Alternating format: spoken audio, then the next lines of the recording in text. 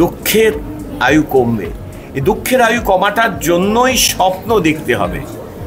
যদি ভাবি যে কোনো একদিন দুঃখের আয়ু কমবে, সভ্যতায় 12,000 বছর কিছুই নয়।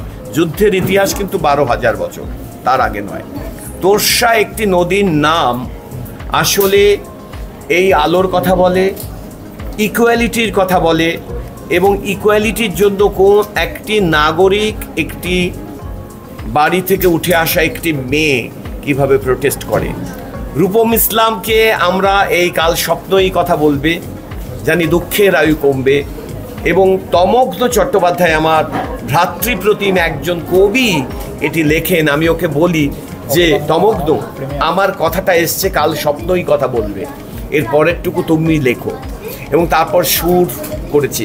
নির্দেশক হিসাবে তো আমি ভীষণ আশাবাদী, কিন্তু একটা সিনেমা মানুষের ভালো লাগছে সেটা তখনই বলা যায় যখন সিনেমাটা থিয়েটার হলে চলছে।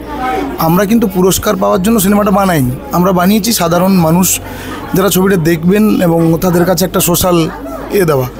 তো সেই জায়গা থেকে আমি ভীষণ আশাবাদী যে ছবিটা চলুক। ওরে আমার সবুজ, ওরে আমার কাঁচা, আদমলাদের ঘাম মেরে তুই বাঁচা। তো এর থেকে বড় লাইন তো আর কিছু হতে পারে না। আর বাচ্চারাই তো শেখায় না, বাচ্চারাই তো শেখায়। 3টি গান আছে,